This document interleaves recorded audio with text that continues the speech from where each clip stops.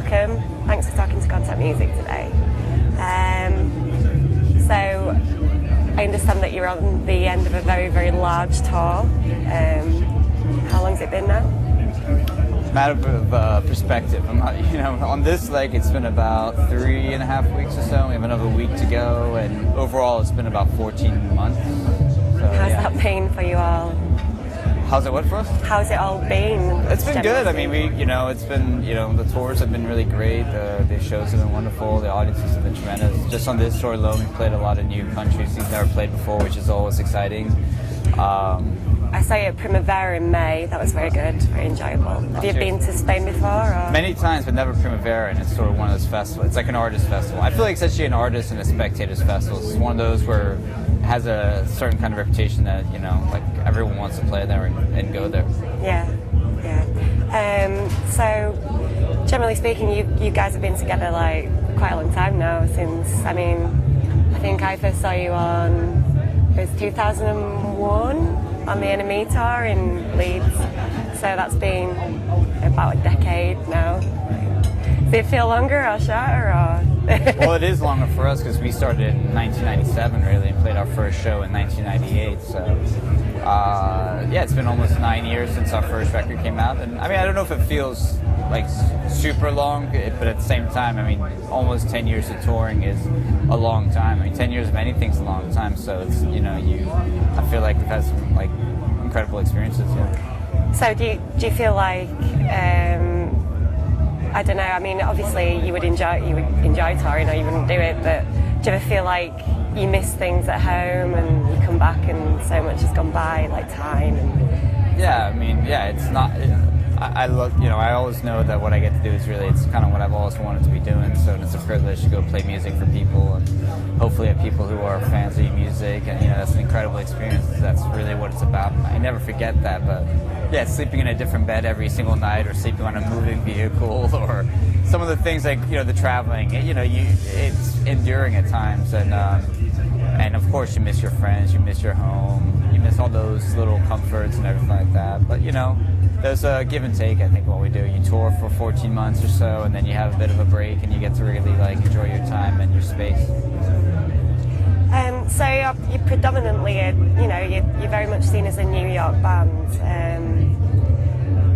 If you'd have formed somewhere else, do you think that would have had any effect on your music? Would you have been a different band, or is it? I don't know. We'll never really know that. It's one of those things that it's definitely a part of our music somehow, because I think any environment that you write music in is going to have some sort of position there. I don't know, influence or not, but you decided to be there, you started learning how to write music there, and New York is not necessarily an easy place to do music, at least when we started. So I know it's a part of our music, but I think at the same time we always feel like we could write anywhere and do what we do anywhere, but the truth is we've written most of our songs in New York, so right now we don't really know. Fair enough. And you're quite an unusual band in that respect because you all contribute quite, to the music. Like, for instance, there's some other bands where there's one main songwriter, but it's kind of a group process. Has that always been the case, or has there been times where somebody writes for more of, like for instance this album? The songs usually begin with me, but then once they're put on the table and everyone decides that they want to work with them, they become the whole band's property. So that's always the way it's been. We've worked, and that I feel like that kind of keeps the process very fresh, and we don't know how the song's gonna end up because it's not one person's vision who's coming in with as a singer-songwriter with the vocal and the song and basically just expanding upon it. It can really change directions, and that's kind of what it's about, and that's what I've always wanted when the band started. So this is now, the self-titled was the 4th studio album, and it's usually something that people releasing their first album would do to make it a self-titled. Was that a purposeful thing, or did you just, how did that come about? I think we just, we'd already done some longer titles like Turn on the Bright Lights and Our Love to Admire, that we felt like when we were discussing potential titles while we were writing the record, that doing a self-titled one's not like the most interesting thing we could do, because it's not something you normally do in your 4th record, you do in your first one. And And it was one that was a title that we all kind of liked. We felt like the music spoke for itself. We said enough in it, and we didn't really need to add on another title on top of it, and it just felt correct. So, I mean, obviously, do you listen to music criticism as a band? Do you ever, no, do you not read any single reviews? Or? I haven't read reviews, I mean, since 2002 or 2001. I never really did. I mean, even like, not because I read bad stuff, I just felt like I just realized this isn't for me. Like, this is for people who want to read this, and it's not for the person who makes it. So, I accept that it's out there, and I accept that people have totally a right to discuss, this and that, but I just don't think I have, for me, some people, I know some band members like to read and get the exact temperature of how everything's feeling, but to me, and good or bad, I don't really want to know. There's not much I can do about it one way or the other. I mean, I think it's telling of, I think you've always been quite a different band anyway, sort of.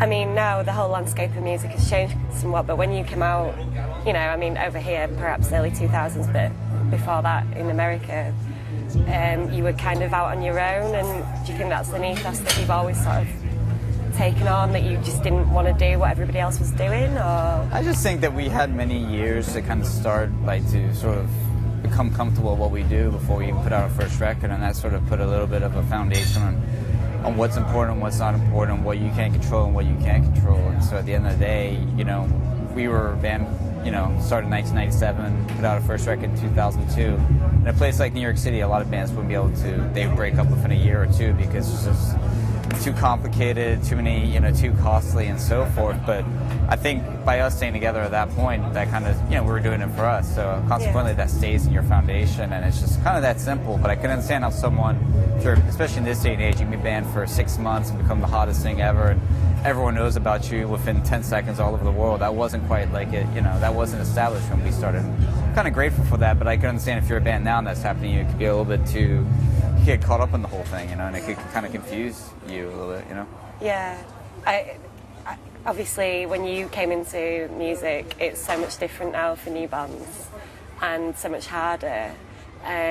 Do you think that if you'd have started, say now, how do you think that would have affected your success at all? Or? I don't know. I mean, again, that's like one of those things I won't know. All I know is at the time it felt like a terrible experience waiting all that long with every single record label in the world turning us down, and us doing all these demos. It felt hard, mailing all those demos, filling them out, following up, getting no, even from labels that we'd eventually signed to. So, but at the same time, it was a good thing. I think it builds your character, and it builds your, like I said, you're doing it for the right reasons. Whether it would affect us, would have affected us, maybe, I mean, I feel like maybe. I don't know if I have the answer for that, and it's like not, you can't really say one way or the other. No, I suppose. I mean, people say it's more difficult now, but of course there are different things affecting it and what have you. But I mean, you say that, like, for instance, there have been a lot of complications, like, over the years, and I mean, obviously with the departure of Carlos and things like that. Do you think it's fostered like a sort of stronger band in the end? Do you think that you've come through that the other side and you've felt sort of more together almost?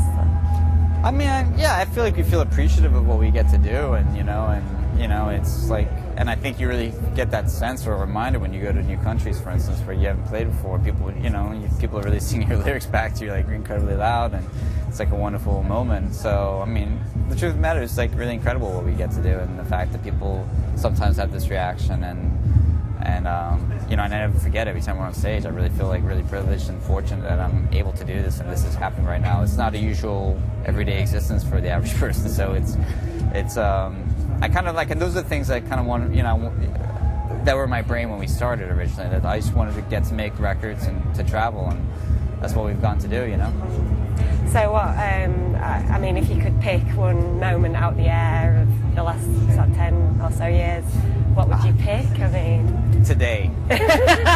Got the mud going on, we got Leeds Festival, it's going to be rocking. For sure. And it stopped raining as well. I know, that's what we do. I swear that last time you played, it started raining. I was like, this is so fitting. Yeah. I don't know. Do you think that people often call your music gloomy, but I don't know. I mean, when you first got together and first sort of thought, right, this is the sort of music I want to make, did you imagine that you'd think of it as like taciturn, or Or is it just... I don't know. I mean, these are the things it's like up there with review. I mean, it's like I accept that people have certain ways of looking at things. Yeah. I can understand where they're coming from, but that doesn't.